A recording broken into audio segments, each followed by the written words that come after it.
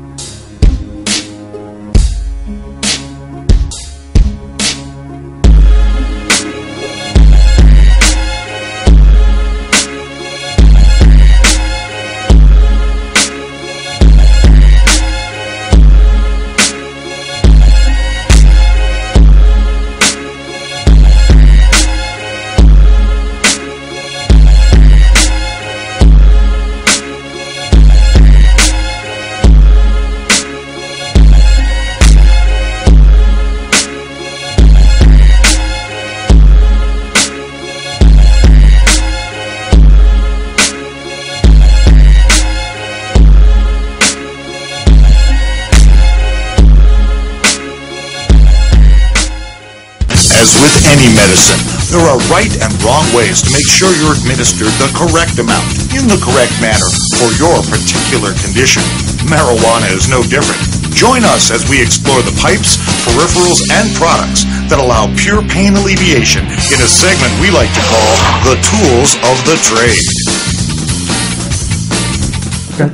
All we're doing is we're talking. Okay. We're here to talk about marijuana. Scoot over. Sorry. Cut me out of the shot. Well, now I'm in this shot. Wait, this is weird. It's so weird when you're like backwards from a camera and you like have to look at yourself, but elsewhere. Okay, after I was looking like idiot. No, I am going over here. You need to scoot over that way. There you go. Well, no, on the three-person shot. But anyway. Okay. Oh, right. Okay, so we're here with Andrew Boshier. He writes articles about cooking and growing cannabis.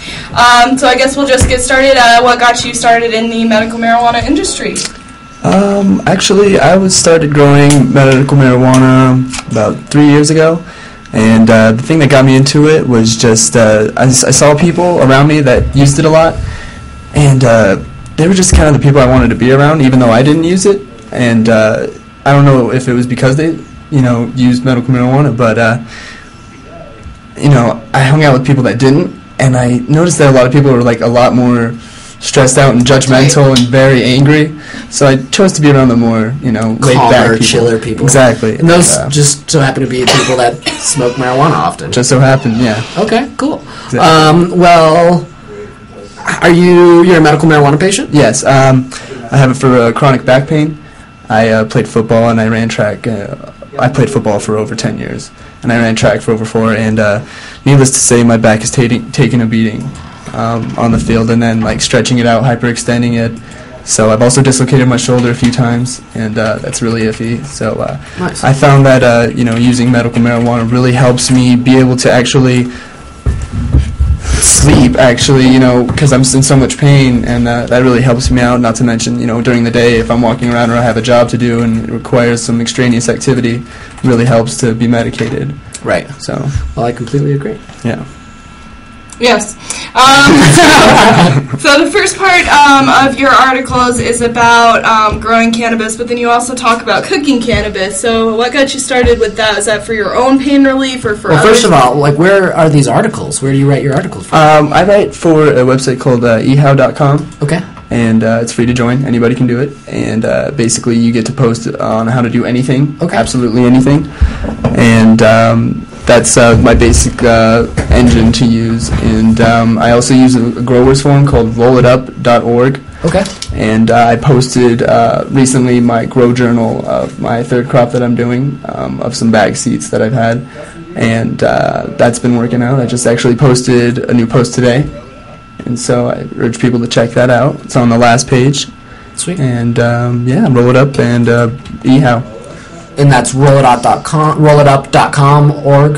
Actually, I think on the browser, if you do rollitup.com, it automatically takes you to rollitup.org. Okay. So it's .org for the record. Oh, okay. But, yeah. Cool. And we do have all those links posted in the Grow Room for all you viewers if you want to actually read the articles, which we'd highly suggest because they are very informative. All the links are in the forum underneath the section that's called Andrew Boshier Guest for 325. Pretty self-explanatory. And then going back to your original question. Cooking with cannabis. Yeah. What got you started with that?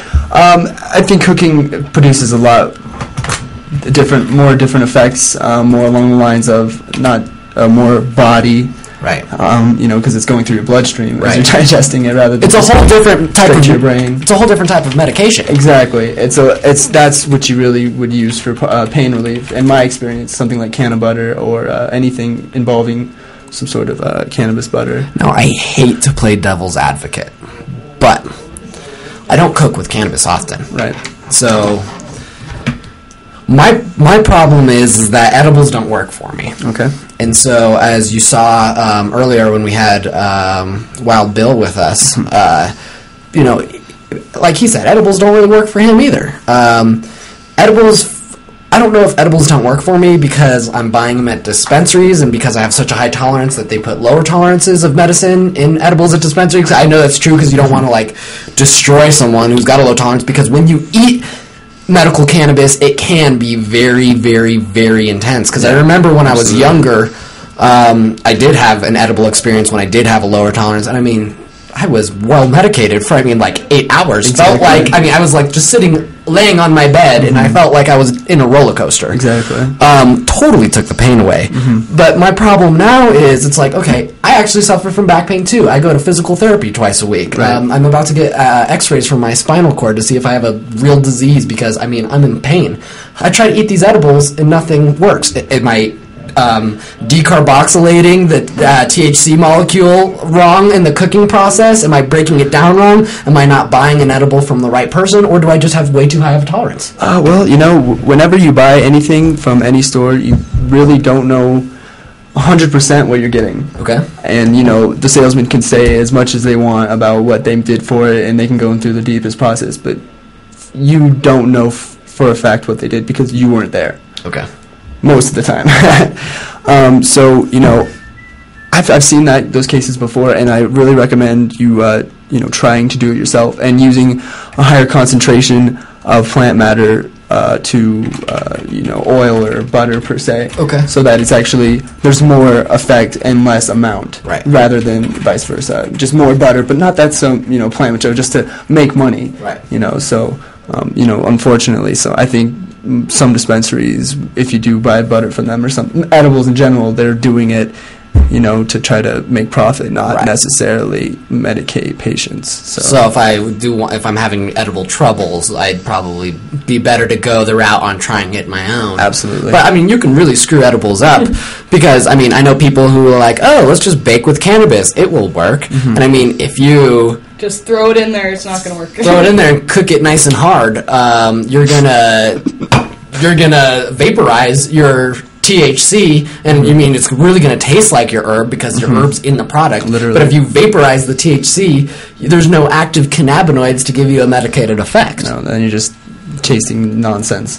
So are there good... that's what your job is. Do you teach people, what temperature to heat the butter up? Do you break it down for people who might not know? Absolutely. There is a boiling point for delta tetrahydrocannabinol.